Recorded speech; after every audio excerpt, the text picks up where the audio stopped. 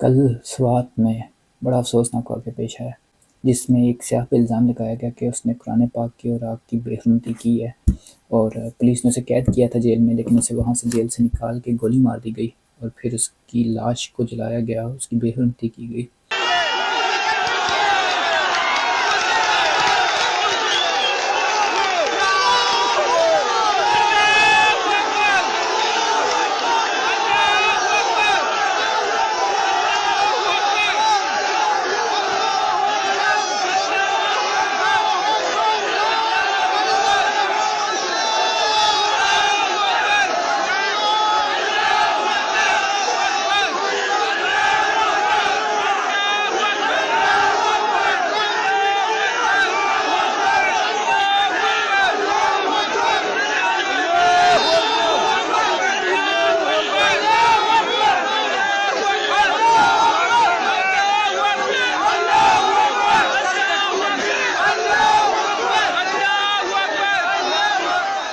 یہ تو بہت بڑا حادثہ ہے، بہت بڑا المیہ ہے، بڑے افسوس کی بات ہے، لیکن جانتے ہیں اس سے بڑا افسوس، اس سے بڑا المیہ کیا ہے؟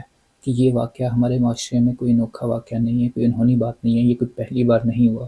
یہ بہت بڑے دکھ کی بات ہے کہ ہمارے معاشرے میں ایسے واقعات بار بار ہو رہے ہیں، اور ہم ان کو دیکھتے ہیں، ان پہ چلتے کڑتے ہیں بے بسی سے، اور ہم کچھ نہیں کر پاتے۔ تو یہ بڑے افسوس کی اور بڑے دکھ کی بات ہے کہ ہم ان واقعات کو روک بھی نہیں سکتے، اور یہ واقعات مسلسل ہو رہے ہیں، اور ہم لوگ، ہمارے اندر مطلب کہ کہیں سے اتنی شدت پسندی آ گئی ہے کہ ہم جیسے لوگ ہی، ہمارے معاشرے سے لوگ اٹھ کے بار بار ان چیزوں کو کر رہے ہیں۔ تو اصل سوال یہ ہے کہ آخر یہ شدت پسندی کہاں سے آ رہی ہے؟ ہمارے اندر اتنی ایک سخت ہمارے رویے کیوں ہو گئے ہیں کہ ہم دوسروں کے ایمان کے فیصلے کرنے شروع ہو گئے ہیں؟ کوئی بھی ایسا حادثہ ایک دم نہیں ہوتا، وقت نے اس کی برسوں تک پرورش کی ہوتی ہے۔ سب سے پہلے تو یہ دیکھنا چاہیے کہ اس کی بنیاد کہاں سے شروع ہو رہی ہے۔ مجھے ایسا لگتا ہے کہ اس کی بنیاد تو وہیں پہ شروع ہو جاتی ہے جب ہم دوسروں کی داڑھی یا ان کے برقعے یا ان کے نقاب دیکھ کے ان کے ایمان کے فیصلے کرنا شروع ہو جاتے ہیں۔ اگر کسی نے داڑھی رکھی نہیں ہے تو ہم کہتے ہیں کہ اس کا ایمان اچھا نہیں ہوگا، کسی نے داڑھی رکھی ہے تو ہم کہتے ہیں کہ یہ بڑا اچھا ایمان والا بندہ ہوگا۔ اگر کسی نے برقع نہیں پہنا تو ہم کہیں گے کہ یا نقاب نہیں کیا تو ہم کہیں گے یہ لڑکی اچھی نہیں ہے، اگر کسی نے کیا ہوا تو ہمیں لگے گا کہ شاید یہ بڑی اچھی ہے۔ تو یہ جو ہماری یہ ایک ذہنوں میں سوچ بنی ہوئی ہے، یہ غلط سوچ بنی ہوئی ہے، کیونکہ یہ ساری چیزیں ہیں تو ہمارا وہ اپیرنس ہے، ہم کس طرح کے دکھ رہے ہیں، ہمارے اندر کیا ہے وہ ان چیزوں سے پتہ نہیں چلتا۔ اگر کسی نے داڑھی رکھ کے کٹوا دی ہے، یا پھر کوئی ایسی لڑکی جو پہلے نقاب کرتی تھی اب نہیں کرتی، تو ہم اس کے متعلق یہ نہیں کہہ سکتے کہ وہ بری ہے یا اس کا ایمان کمزور ہے۔ ہمیں دوسروں کے ایمان کے فیصلے کرنے کا اختیار نہیں دیا گیا، یہ اختیار ہمیں اپنے ہاتھ میں لینا بھی نہیں چاہیے۔ یہ اختیار، یہ کام اللہ کا ہے، اسے اللہ کے ذمہ ہی رہنے دینا چاہیے۔